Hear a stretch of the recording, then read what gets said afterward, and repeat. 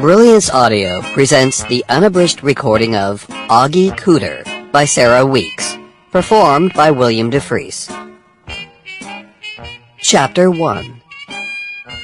Oggie Cooder lay on the deserted sandy white beach, sunbathing in a green and purple polka-dotted bathing suit he'd never seen before in his life.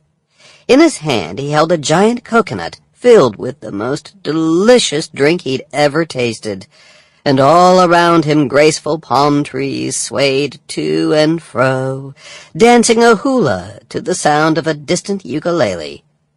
A fiery sun hung like a spitty yellow tennis ball overhead. Feeling the need to cool off, Oggie rose in his unfamiliar polka-dotted bathing suit, ran down to the water's edge, and waded in.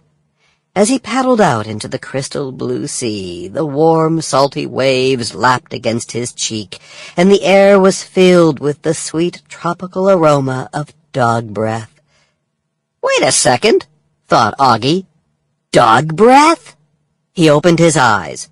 His dog, Turk, was standing next to him, licking his face. The whole thing had been a dream. Oggie wiped the dog slobber off his cheek and looked over at the clock. 7:45 on the dot. "Oh, good dog," he said, reaching over to give Turk a pat on the head.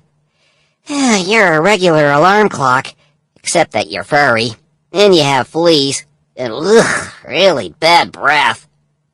Turk, whose real name was Turkey on Rye because that was the name of Oggie's favorite sandwich, barked and raced out of the room, only to return a minute later with a soggy yellow tennis ball in his mouth.